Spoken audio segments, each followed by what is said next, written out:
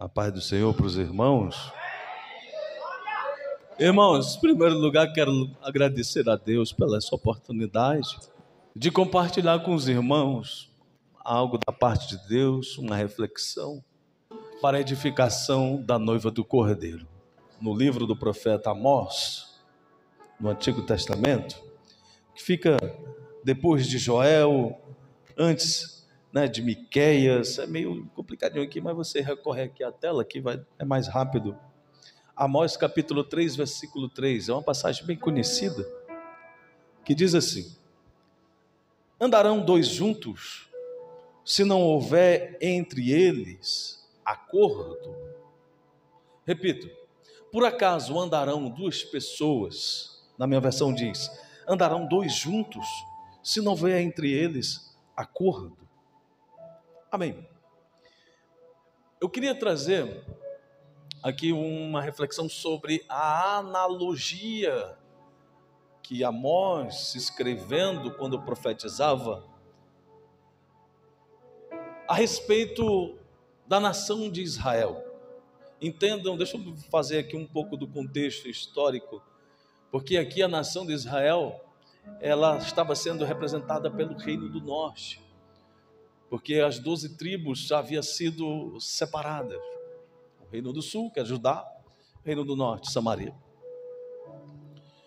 Amós, queridos, ele foi chamado para ser profeta em Israel, o Reino do Norte, nos meados do ano 750, 760 antes de Cristo, no reinado do Jeroboão II. E ele foi chamado de uma forma peculiar, porque Amós, ele não era da casa dos profetas, ele não tinha uma família de sacerdotes, mas ele era um cultivador de sicômoros, um criador de gado.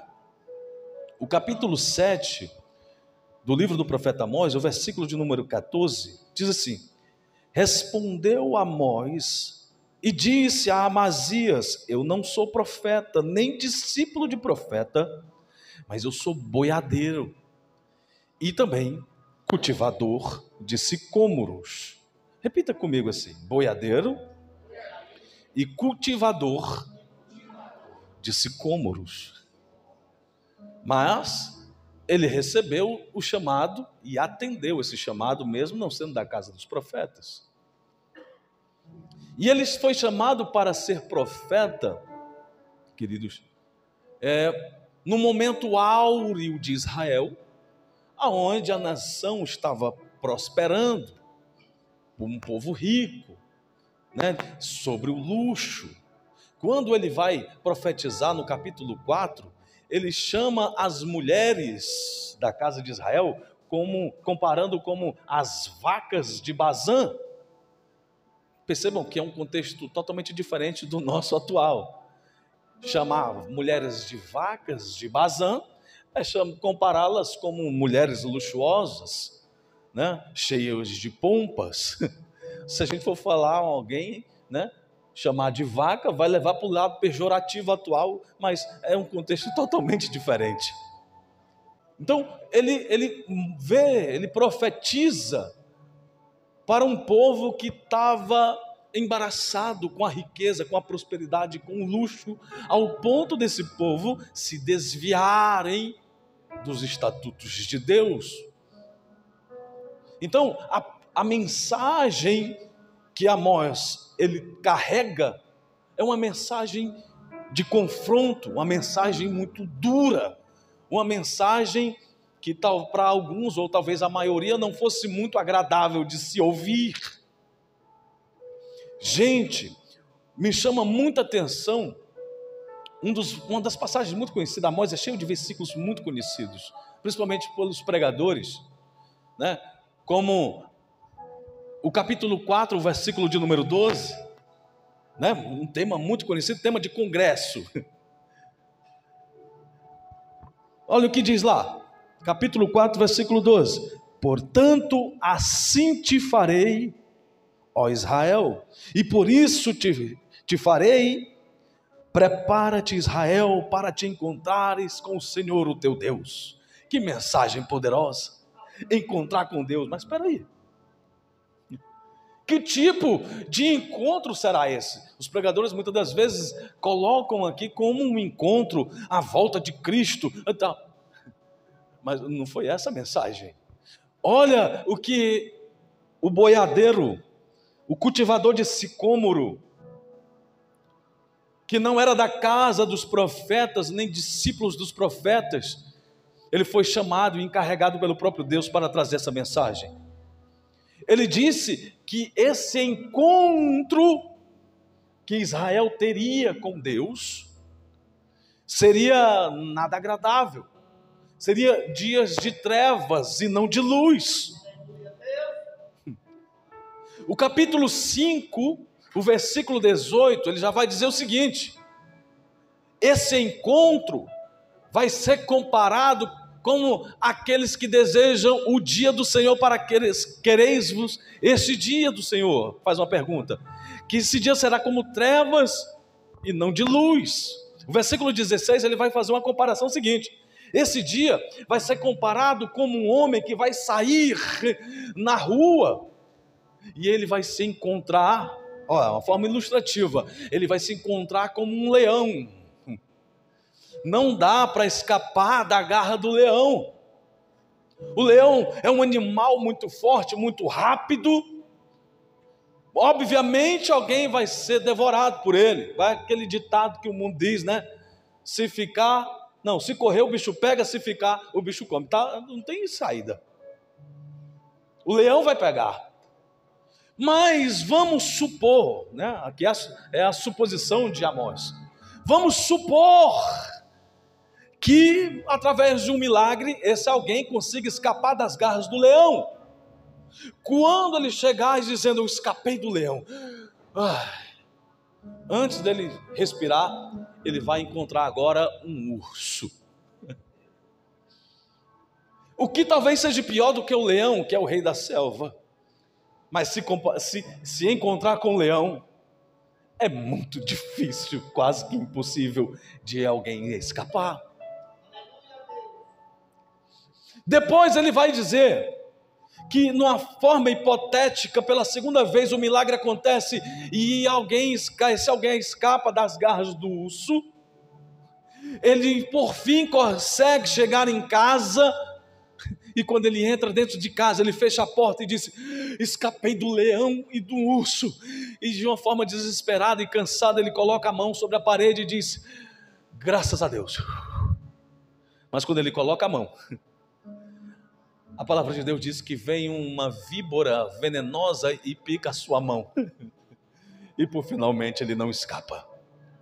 Assim seria o encontro de Deus com a nação de Israel.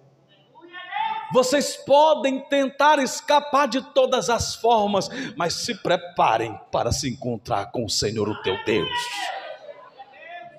E não, para muitos, ele diz, ou talvez a maioria, não será como dias de luz, será como dias de trevas. Hoje está meio que na moda, né? Falar desse negócio da vinda de Jesus, a guerra lá em Israel. Aí todo mundo fala. Eu vejo gente falar sobre a guerra de Israel. Jesus está voltando e o mundo vai se acabar. Por quê? Porque estão embasando uma coisa que ouviram falar e estão reproduzindo na internet. Aí alguém que nunca ouviu falar, nunca abriu a Bíblia, nunca foi um culto, nunca ouviu de fato o que é o Apocalipse. Aí diz: Deus está voltando, Deus vai voltar, Deus vai voltar. Por que vai voltar? Porque você viu no TikTok? Cuidado, porque se esse encontro que você está falando, aleluia, ele realmente acontecer nesses dias, talvez para muitos sejam dias de trevas e não de luz. Essa é a mensagem de Amós. Mas no capítulo 3, o versículo de número 3, que é o tema do culto hoje, Amós ele faz uma analogia e uma comparação, quando o próprio Senhor, ele diz: andarão dois juntos se não houver entre eles acordo. Porque Amós ele está aqui falando, gente, sobre a desarmonia, o desacordo que há entre Israel e o Senhor. É como se Deus estivesse falando: eu posso andar com vocês se vocês estão fazendo algo que não é de acordo com o que eu penso, com o que eu falo, com o que eu ordeno. Vocês julgam essa prosperidade que vocês estão vivendo pelo fato de vocês, estão prosperando financeiramente, de alguém estar bem, com saúde, não significa dizer que existe um acordo com Deus. Nem toda a prosperidade foi Deus quem deu. Calma, é isso que ele está comparando, é isso que ele está dizendo.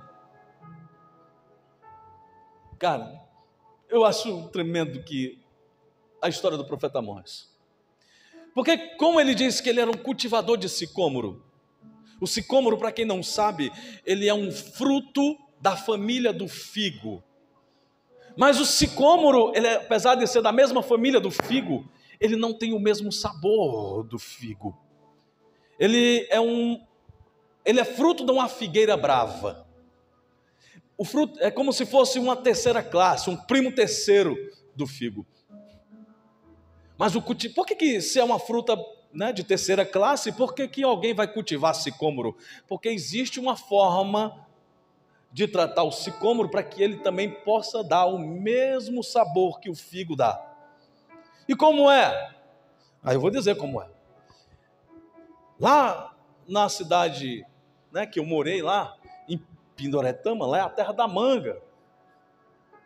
E lá eles dizem que para colher a manga tem que tirar de vez. A manga de vez, eu não sabia o que era, fui ver o que era. A manga de vez é quando ela ainda está amadurecendo. Tira ela enquanto está amadurecendo, abafa para que ela amadureça e depois ela fique docinha. O sicômoro é mais ou menos isso. Tem que ser colhido quando ele ainda está amadurecendo. Se fosse lá em Pindoretama, ia dizer quando ela estivesse de vez. E quando colhe aquele fruto ainda amadurecendo, corta a carne do fruto. Ele vai sair igual o mamão, vai tirar um leitezinho daquele, vai correr, deixa ele lá e amanhã, no outro dia, ele amadurece. Se for feito esse processo, quem comer da carne do sicômoro vai confundir com o sabor do figo, porque ele vai ficar com o sabor adocicado também. Se não for feito isso, o sabor dele vai ficar agressivo, não muito agradável. E isso nos dá uma forma de entender de como Deus nos trata. Nós somos como frutos de uma figueira brava. Muitas das vezes nós somos tirados antes mesmo de amadurecer, irmão Ciderley. E o Senhor corta a nossa carne com o propósito de que lá na frente possamos dar frutos adocicados. Entendeu o mistério? Não, eu explico, irmão. Esse mistério que está acontecendo na minha e na tua vida hoje, aleluia, é o Senhor cortando a carne do sicômoro, porque amanhã vamos dar frutos adocicados. Ouvi a palavra que o Senhor fala contra vós, outros filhos de Israel, contra toda a família que ele fez subir da terra do Egito, dizendo: de todas as famílias da terra, somente a vós, outros, vos escolhi, portanto eu vos punirei por todas as vossas iniquidades. E ele agora dá a justificativa pelo qual ele está fazendo isso. Andarão dois juntos, se não houver entre eles acordo. Eu sei que o culto é de família, a mensagem pode ser tendenciosa para falar aos casais, mas vai chegar lá, glória a Deus. Mas eu preciso colocar no contexto, para dizer para a igreja do Senhor nesta noite, que nem toda prosperidade, nem tudo aquilo que parece ser bom, ser bonito, ser belo, que enche os olhos, significa que é Deus quem está lá. Eu tenho aprendido isso às duras custas. O que o Senhor mais quer entre os seus filhos e Ele é essa união, essa comunhão. Eu não falo de unidade somente, e nem só de uniformidade. Uniformidade é um time de futebol, todo mundo com a mesma camisa, mas funções diferentes, pensamentos diferentes. Eu estou falando de comunhão, sabe? É o que Paulo, escrevendo aos Coríntios, no capítulo 2 da sua primeira carta aos Coríntios, no capítulo de número 2, versículo 15 e 16, dizendo que o homem espiritual discerne bem todas as coisas, mas por ninguém ele é discernido. Por quê? Porque ele tem a mente de Cristo. Ele pensa o que Cristo pensa. Ele vê o que Cristo vê. Ele ama como Cristo ama. É diferente, irmão, é diferente. Eu estava lá no Pará, no estado do Pará, e eu tinha o meu pastor lá, o pastor Dedé conheceu ele. E um dia, chega uma senhora muito influente na cidade, pequena, muito influente. E um dia ela vem, porque a filha dela também congregava na igreja, lá na Assembleia de Deus, aí ela vem e senta no conjunto de senhoras. O conjunto de senhoras da igreja é um conjunto muito grande, muito tradicional. Ela, apesar de ser uma pessoa importante na cidade, influente na cidade, era uma mulher lésbica, que não comungava dos mesmos princípios da igreja, nem da Bíblia. E ela, de uma forma afrontosa, sentou e disse assim: eu quero ver quem é que vai me tirar daqui. E aí um dos irmãos se ouviram, mas se inflamaram e correram no gabinete do pastor, e disse assim: pastor, era um culto de doutrina, fulana de tal está aí. E bateu na perna e disse assim: eu quero ver quem é o homem que tem coragem de tirar ela de lá. O senhor quer que eu tire? Aí, puxa, não, meu filho, pelo amor de Deus, deixa ela lá, ela quer sentar, deixa ela. E quando o pastor chega na hora do culto, canta o hino, aquela, lê a palavra, aquela liturgia toda, quando chega assim: eu quero apresentar a doutora, a professora. Aí botou a mulher lá em cima. E ela estranhou, se sentou, e o pastor deu a doutrina. Mas o pastor, pelo seu temperamento, ele batia sem doer. Tem pastor que bate sem doer, sabe? Quando você vai para casa, quer dizer: rapaz, aquilo foi uma lapada para mim, eu acho que foi. Sabe? Mas nem parece que foi. Será que eu levei um carão? Aí sai aquele negócio na cabeça ainda, aquela dúvida, né? Mas foi bater sem doer o nome. Beleza. Foi na outra semana, na sexta-feira ela foi, fez a mesma coisa. O pastor fez a mesma coisa e repetiu. Na terceira semana ela já não foi mais. Passou um tempo, o pastor mudou de campo. E um dia o telefone dele toca. Pastor, ô meu filho, a paz do Senhor. Paz do Senhor. O senhor sabe quem está falando? Não, não sei, meu filho, se identifica. Eu sou a fulana de tal, da cidade de tal. O senhor lembra daquele dia que eu fui na sua igreja e eu afrontei? E o senhor me tratou muito bem. Naquele dia eu ouvi a palavra. E do outra semana eu fui de novo e ouvi a palavra. Lembro, minha filha, como você está? E ele, muito agradável, muito educado, e ela disse: pastor, eu estou ligando para o senhor para dizer que hoje eu não sou mais lésbica. Que eu entrei naquela igreja que o senhor um dia foi pastor e agora eu aceitei Jesus, eu sou crente, eu liguei para lhe dar a paz do Senhor.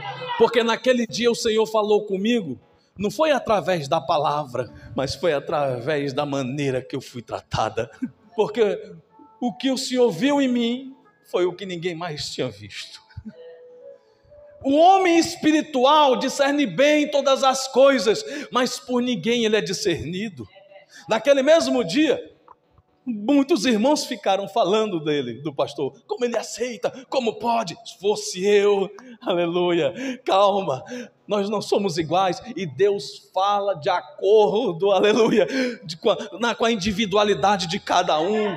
O homem espiritual discerne bem todas as coisas, enxerga aquilo que a gente muitas das vezes não está enxergando. Ele ama, às vezes o Senhor manda a gente amar aquele que ninguém mais quer amar. Tem gente, pasme, eu não estou falando aqui palavras de... Tem gente, irmão, que nem o inferno quer mais ele. Eu vou repetir, tem gente que nem o inferno quer mais, mas Jesus quer. E aí? Vou falar o quê? Eu não quero, do meu lado não senta. Jesus quer, é filho, morreu na cruz, custa o mesmo preço que ele derramou na cruz. É comunhão, irmã, é comunhão, estou falando de comunhão ainda. Andarão dois junto se não houver entre eles acordo. Está lá, o filho pródigo e aquele que nunca saiu da casa do pai. Estavam os dois no mesmo canto. Um estava desviado faz tempo e nem sabia. Ele achava que era o que tinha saído, ele achava que era o pródigo. Mas quem estava desviado dentro de casa era ele. Porque não tinha mais acordo. Como foi revelado que não tinha mais acordo entre ele e o pai? Quando ele disse: meu filho, a minha alegria como pai é ver vocês dois na minha casa.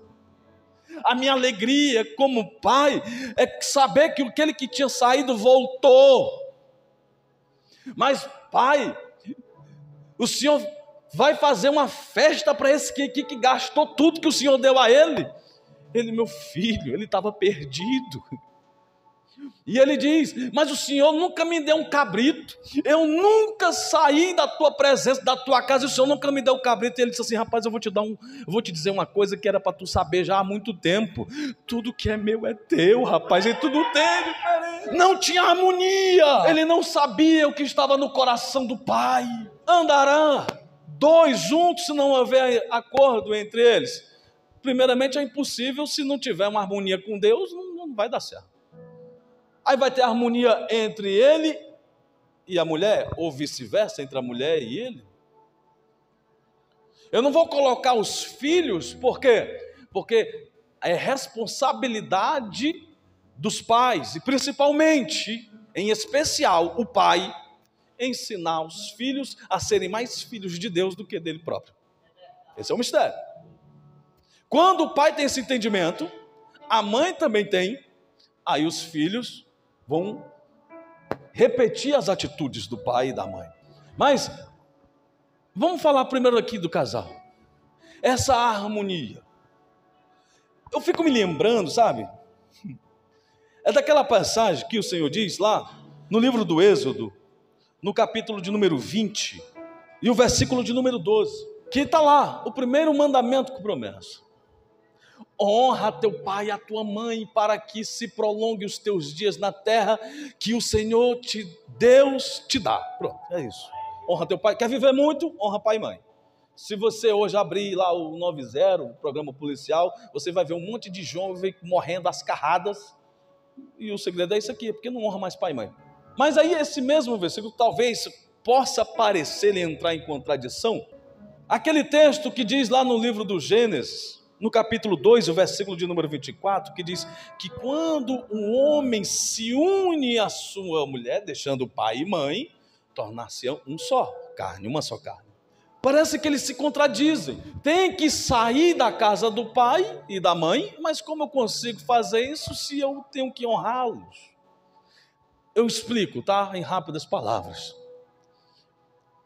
Enquanto está na idade certa, ainda o filho estar em casa, ele honra o pai e a mãe, como se deve.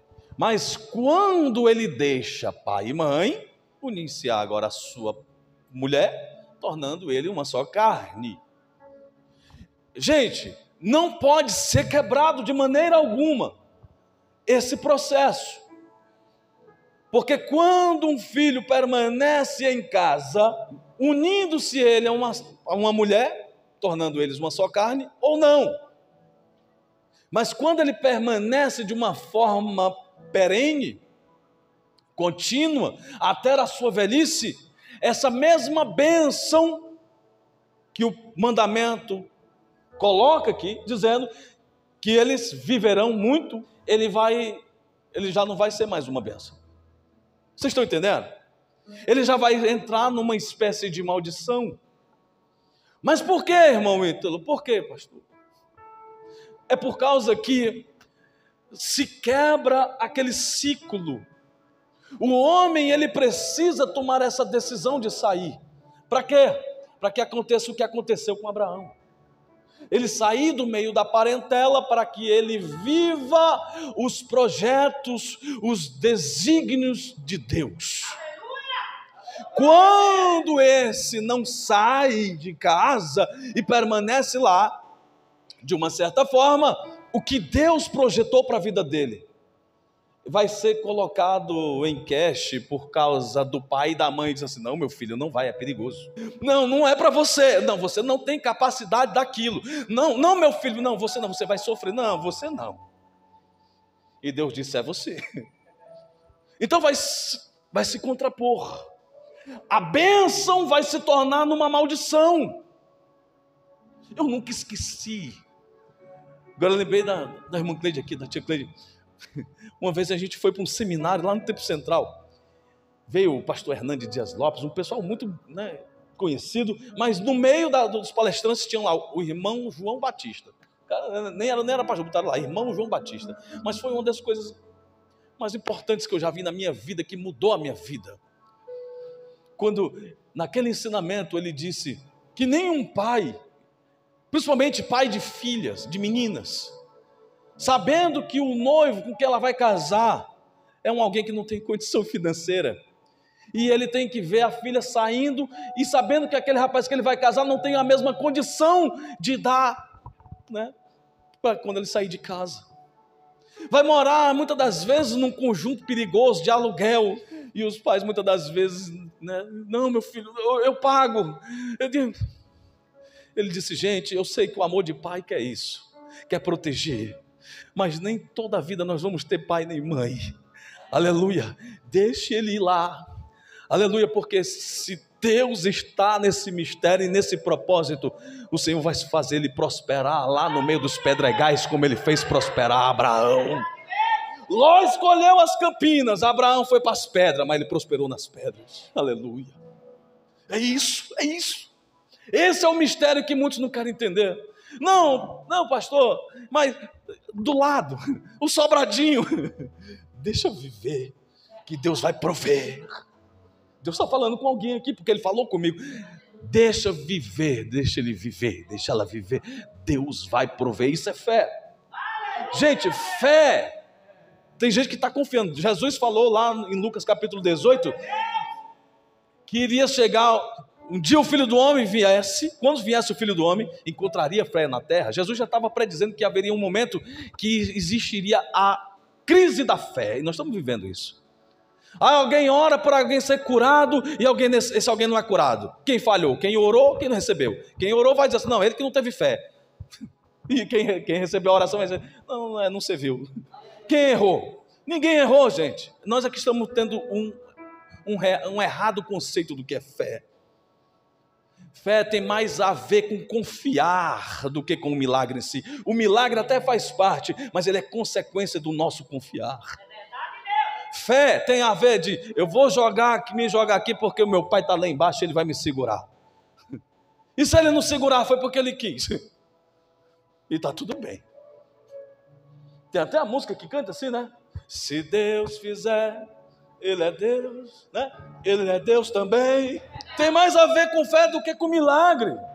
Então, a questão da comunhão entre o casal, ela vai aqui nesses princípios também. De entender os propósitos de Deus na vida dele. Quantos creem aqui que Deus tem propósito na vida do filho, na vida do marido, na vida do cônjuge, na vida de quem for da sua família? Se Deus tem um propósito, confie. É isso. Gente, eu vou dizer um negócio aqui. Tinha até um programa de televisão que dizia assim, quem foi o brasileiro mais influente de todos os tempos, né? Lembra? Acho que era o Silvio Santos que tinha um programa assim. Jesus já tinha falado sobre isso. Jesus falou que o homem mais influente, o mais santo, já nascido por mulher, foi um profeta, ou talvez o último dos profetas. Um cara que nunca fez um milagre, né? Elias orou, o céu abriu, o céu fechou. Eliseu tinha a unção dobrada de Elias. Mas ele disse que o maior homem já nascido por mulher foi um profeta que nunca fez um milagre. Mas por que ele foi o maior, segundo as palavras de Jesus? Porque João, ele teve o real discernimento do momento certo de entrar na história, como a voz do que clama no deserto, e sair da história tendo a sua cabeça cortada e colocada numa bandeja de prata. Ele soube exatamente o momento certo de entrar na história e de sair. O que nos falta muitas das vezes é isso. É ter o discernimento, a mente de Cristo, que nem Paulo falou. de saber o momento de entrarmos na história e sairmos dela. Jesus, salva meu filho, salva meu pai, salva fulano, salva cicrano. Aí muitas das vezes a gente aperta por amor. Não vou dizer que não é amor, mas é um amor sem informação. Sai de cena. Você já entregou? Quem já entregou? Quem entregou? Quem não entregou? Quem já entregou? Se você entregou, sai de cena. Mas pastor, e se acontecer? É fé. Fé não tem a ver de eu dar uma mãozinha não, sai de cena e deixa, aleluia, aquele que faz o milagre operar o milagre. Porque se você não entender esse mistério, vai entrar numa contenda. Eu vou dizer, eu tenho um exemplo para isso. A minha mãe aceitou Jesus, minha avó, católica ferrenha. No momento da morte da minha mãe, a minha avó negou um abraço para a própria filha. Como? Minha mãe tanto batia que ela precisava ser salva, que isso não ia para o inferno. Meu irmão, e você dizer um negócio desse para alguém religioso vai ser um problema. Ela entregou, mas ao mesmo tempo ficava: eu amo, eu não posso ver você ir para o inferno. E gente, aquilo trouxe um problema muito grande. E eu disse: Jesus, eu não quero cometer esse pecado aí não. Quem salva sou eu. Quem morreu na cruz fui eu. Senhor, o máximo que eu posso fazer é estudar para me pregar a palavra. Mas nem o poder de convencer eu tenho. Porque quem tem esse atributo é dado somente ao Espírito Santo de Deus. Convence, Jesus. Eu vou falar, convence. A Assembleia de Deus cresceu assim, dizendo que Jesus salva, cura, batiza com o Espírito Santo e em breve vai voltar. Pronto, a mensagem era essa. E foi a igreja que mais cresceu. Por quê? Porque quem convenceu o Espírito Santo, a mensagem não precisa ser muita coisa, não é isso aqui. Então eu disse: eu não quero esse negócio para mim. E a gente precisa entender, irmãos, sai, a palavra da noite que eu digo, uma palavra profética para você: sai de cena. Estava na doutrina do pastor João Gonçalves, e o pastor João Gonçalves disse para a gente assim: existe 3 tipos de problema na vida: o pequeno, o médio e o grande. E ele disse: o que eu mais me preocupo é com o pequeno, porque o pequeno depende de mim. E o que eu menos me preocupo é com o grande, que não depende de mim mesmo. Então, Jesus, é contigo. E ele faz. E se ele não fizer? Ele é Deus. Então, é esse o nível de maturidade. Quando isso acontece, o homem sai da sua casa e se une com a sua mulher, tornando-se uma só carne. Eles vão viver agora o propósito de Deus que você falou, Diego. E quando ele entra para fazer o propósito de Deus, aí é que vai entrar os perrengues da vida. Muitos erros, poucos acertos, e que nem o filósofo Friedrich Nietzsche falou: o que não mata fortalece. Aí vai acontecer, o que não mata fortalece. Vou dizer, casei aqui nessa igreja, aí fomos servir o Senhor lá na cidade de 2000. Aí um dia, eu achava bonito quando eu via os irmãos, eu achava bonito o irmão César, rapaz, tocar aquela guitarrinha aqui. Eu digo: Jesus, eu queria tanto tocar uma guitarra daquela. Aí às vezes eu via o Jonathan, o filho do irmão Josimar, cantando. Eu quero cantar igual o Jonathan. Aí um dia, não terminou do culto aqui: ei, Jonathan, me ensina aí, eu te pago. Aí ele: tá bom. Eu dava um trocado lá, ele ia lá para minha casa ensinar eu e a Karina cantar. Aí ficamos lá na cidade de 2000, entramos aprendi 3 notas, só o 15, ficava lá só fingindo que tocava. E fomos tocar no grupo de louvor, porque não tinha tocador, então, terra de cego, quem tem um olho é rei. Era eu. Só estava eu tocando, depois chega mais alguns, e aí de repente chega uma banda, forma uma bandinha lá, ensaiamos que ia ter uma festa. Passei o dia ensaiando na igreja. Quando volto para casa, por algum motivo pequeno, não sei lá porquê, sei nem dizer qual foi o motivo, a mulher está com a cara desse tamanho, com raiva. Aí o que foi? Aí virou uma briga grande. Gente, vocês viram a minha esposa? Ela cantou aqui. Jesus é bom. Demais, maravilhoso. Mas vocês não queiram ver ela zangada, gente. Nesse dia ela estava zangada, Elton. E ela se zangou tanto, se exaltou tanto, gente. Ela tinha umas unhas daquela de gavião.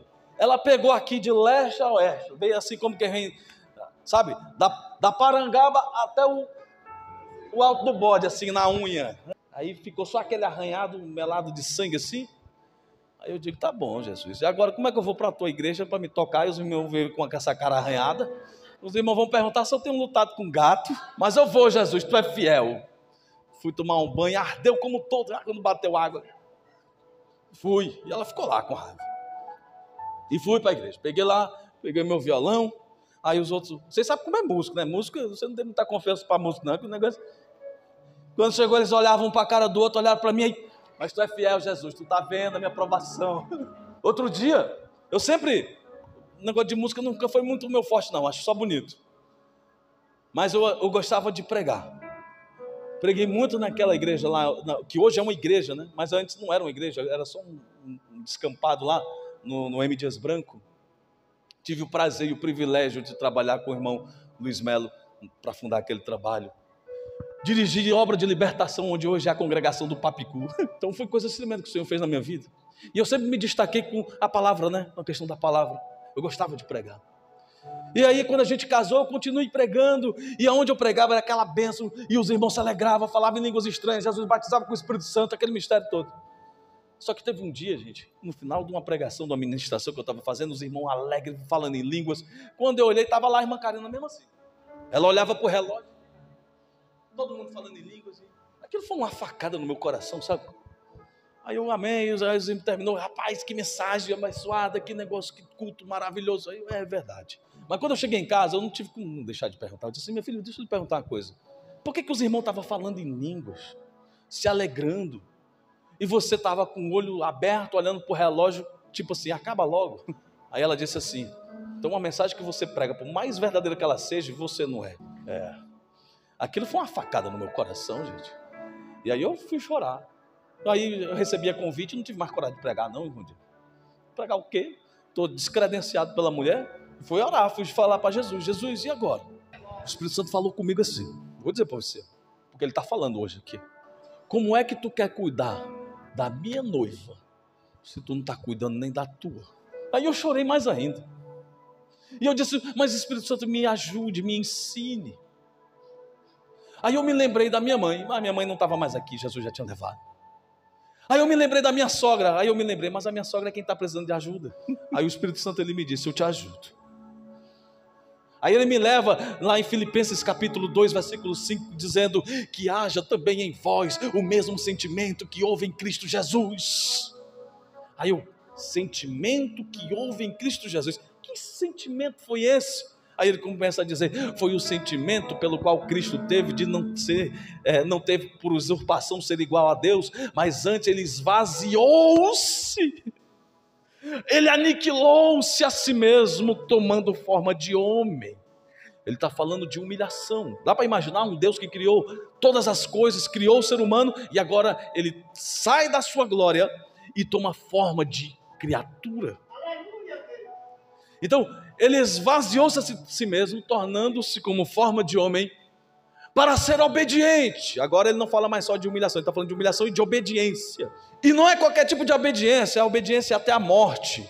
E não é qualquer tipo de morte, é a morte, a pior das mortes, a morte de cruz. Então, Jesus está falando, ele falou comigo através de humilhação, obediência, submissão. Aí como é que eu digo que a mulher tem que ser submissa ao marido? Ela só vai ser submissa ao marido quando o marido amar ela como Cristo amou a igreja. Como? Dando a vida. Sabe como? O dente quebrou e eu tenho um dinheiro para ajeitar o dente, o da frente. E a mulher está dizendo assim, eu queria um sapato novo. Tu vai fazer o teu dente ou tu vai comprar o sapato da mulher? Compre o sapato da mulher, que é certeza, quando você chegar vai ter cafuné, vai ter suco gelado, vai ser uma bênção, irmão. Agora faça o seu dente. Você está ficando bonito para quê? É o segredo, irmão. É o sentimento que houve em Cristo Jesus, de não ser igual a Deus, mas antes ele esvaziar de si mesmo. Demonstre o seu amor por ela, para você ver se não vai ter submissão. Submissão não de bater na mesa e gritar, porque não é isso. Submissão é de amar de uma tal forma que o cônjuge vai te honrar com prazer. Uma certa vez estava o rei Davi. oh, vontade de tomar uma água, mas não era qualquer água não, tá? Era a água do poço dos filisteus. Se alguém fosse lá no poço dos filisteus, ia morrer, porque se fosse pego pelo soldado filisteu, ia morrer. Mas ele disse assim, ele só verbalizou, oh, vontade de tomar uma água do poço dos filisteus. O soldado ouviu. Sem dizer nada para ninguém, ele correu lá, se arriscou a própria vida, pegou aquela água e trouxe para ele. E aí ele disse assim, é água? É água. Da onde é essa água do poço dos filisteus? Aí Davi disse, não tenho coragem de beber essa água, porque essa água custa o preço da tua vida. Isso é submissão. É quando o teu cônjuge começar a te honrar pela forma como você ama ele. As duras penas, com muito sofrimento. Eu aprendi assim. Funciona, irmão Heitor, funciona. Mas é pesado. É muita lágrima. A gente renuncia muito. Mas vale a pena. Andarão dois juntos se não tiver com o mesmo acordo? Não. Vai separar. Então, amem-se. Compre o projeto. Existe uma semelhança muito grande entre o carcereiro de Atos 16 e Noé no Gênesis 7:1. Porque o Senhor, ele disse assim, disse para Noé, entra, faz a arca, entra você e a sua família.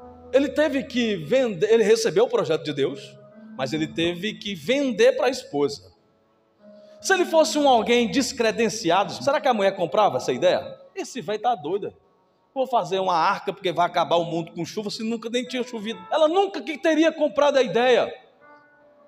E vamos lá, se ela comprasse, porque se ele obrigasse ela a fazer, ele ia ter que fazer. Mas ia comprar os filhos? Os agregados, que é as noras, os genros. Será que lá em Atos 16, quando Paulo e Silas estavam presos, veio aquele terremoto, os alicerces da prisão quebram, e eles vão saindo, o carcereiro tenta tirar a própria vida, ele diz, não tira a tua própria vida não, nós estamos aqui. Aí ele diz assim, como é que eu faço também para ter essa salvação que vocês têm? Aí ele diz, crê no Senhor Jesus, tu e a tua casa. Primeiramente ele diz para o carcereiro, para depois falar na casa dele. Por quê? Porque ele é o cabeça da família. E se ele era um camarada que fosse descredenciado pela família, a família não iria segui-lo. Tem muita gente que está entrando na arca, mas a família está ficando de fora, porque ele é alguém descredenciado pela própria família. Venda o projeto da salvação para a sua família. Como é que faz isso, pastor? Eu vou lhe dizer como é que faz. Pregando com a vida. Tem gente que tem uma pregação, uma eloquência muito boa, mas na hora de viver o que fala, descredencia. Eu conheço pais, filhos de pastores que não querem mais saber de Jesus, porque quando ainda era criança, esses pais colocaram um peso, um fardo muito grande nas costas dele, um legalismo. Aleluia. Essa minha filha pequena, quando ela tinha uns 2, 3 anos, assim, um dia, ela chegou para mim e disse assim, eu não aguento mais, eu sou uma criança. Ela falava, eu sou uma criança, papai, uma criança. E o senhor só quer saber de Jesus. Eu quero passear, papai, passear. Aleluia. O evangelho não é um peso, uma coisa muito ruim a ser levada, não. Aleluia. Venda o verdadeiro evangelho na sua essência para o seu filho. Ensina a criança no caminho em que ela deve andar e ela nunca mais se esquecerá dela. É isso, irmão. Glória a Deus. Eu finalizo dizendo isso, queridos. Andarão dois juntos, não houver um acordo. Só vai ter acordo, aleluia, quando tiver o amor, a submissão e principalmente quando o que é o cabeça da família. É uma responsabilidade que eu trago para nós como homens, tá, gente? Nós obreiros, nós homens, nós pais de família. Vai ser quando nós possamos vender a salvação genuína que Cristo nos ensinou para a nossa família. Eles vão nos seguir. O senhor Francisco Assis de Moura, meu avô, pai da irmã Cleide, fui perguntar a ela. Um dia entra a mensagem do evangelho em nossas famílias. E a salvação, ela entra até a 3ª geração, que é a nossa, que nós estamos. Vai chegando na 4ª já, está na 4ª.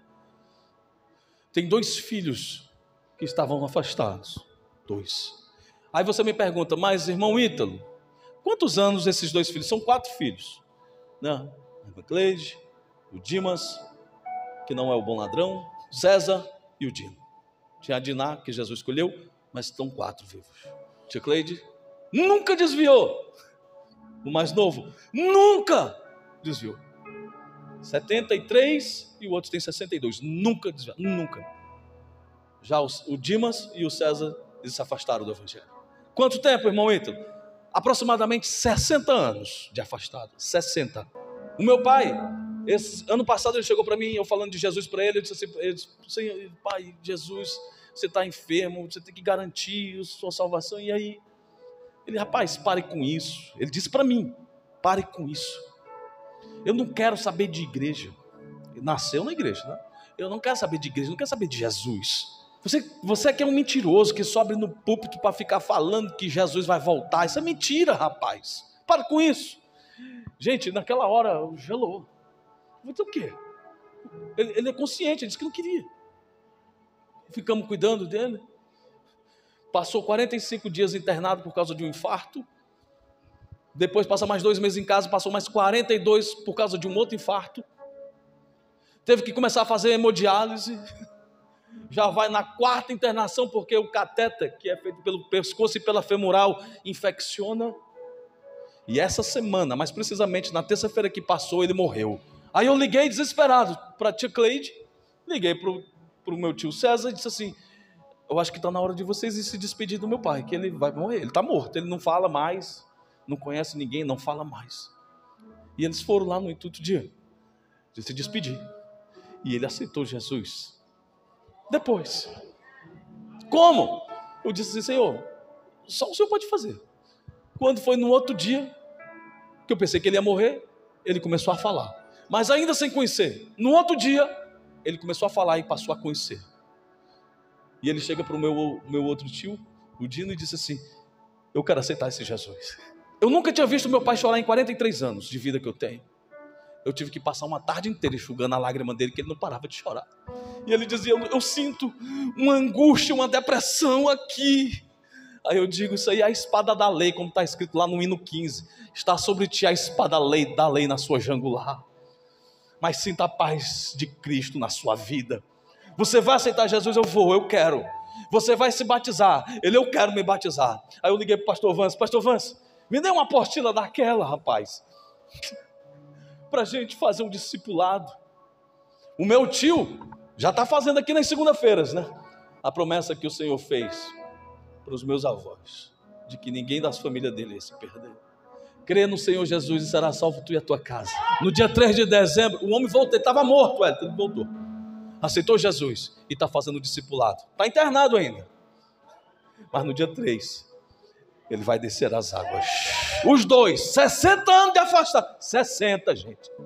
Andarão 2 juntos, se não houverem de acordo. Não. Que Cristo Jesus abençoe a sua igreja.